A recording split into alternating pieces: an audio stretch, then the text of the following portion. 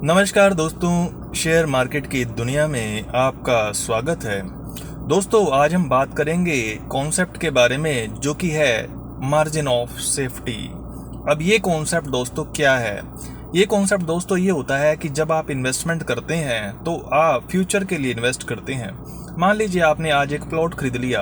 आप सोचेंगे 5 साल बाद मेरे प्लॉट का प्राइस कुछ बढ़ जाएगा, 1.5 गुना या 2 गुना हो जाएगा। लेकिन दोस्तों, आपको क्या पता फ्यूचर में क्या होगा? आपको तो ये भी नहीं पता कि फ्यूचर में आप होंगे भी या नहीं होंगे। तो फ्यूचर दोस्तों काफ़ी अनसर्टेन होता है।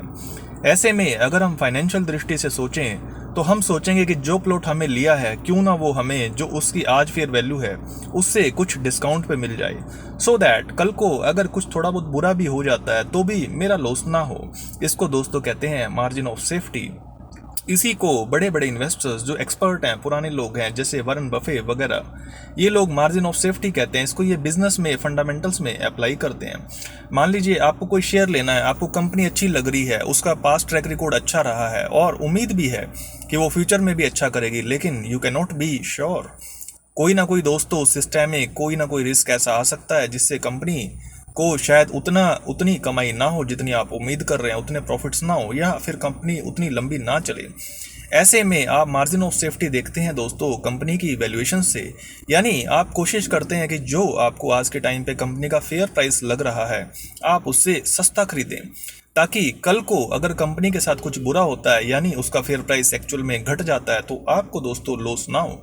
मान लीजिए आप HDFC बैंक के शेयर की बात कर रहे हैं और आपको लग रहा है कि भैया कंपनी का जो प्राइस टू बुक रेशो चल रहा है वो 2 पे फेयर है, लेकिन आपको ये लगता है कि आपको मार्जिन ऑफ सेफ्टी लेके चलना है और आने वाले टाइम में कंपनी के फंडामेंटल्स कमज़ोर हो सकते हैं। ऐसी स्थिति में कंपनी का फेयर जो वैल्यूएशन है वो शायद 1.5 पे आ जाए प्राइस टू बुक के हिसाब से, तो आप उसको खरीदेंगे ही तब जब उसका प्राइस टू बुक दोस्तों 1.5 हो, यानी मार्केट उसको अंडर वैल्यूएशन पे बेच रही हो, दिखा रही हो। इसको दोस्तों हम मार्जिन ऑफ सेफ्टी कहते हैं। यानी कि आप फ्यूचर में होने वाले अननोन चीज़ों को पहले ही अकाउंट करके बैठ जाते हो। तो क्या शेयर मार्केट में आपको ऐसे स्टॉक्स मिल जाते हैं? Answer is yes. इसका कारण दोस्तों सेंटिमेंट्स होता है।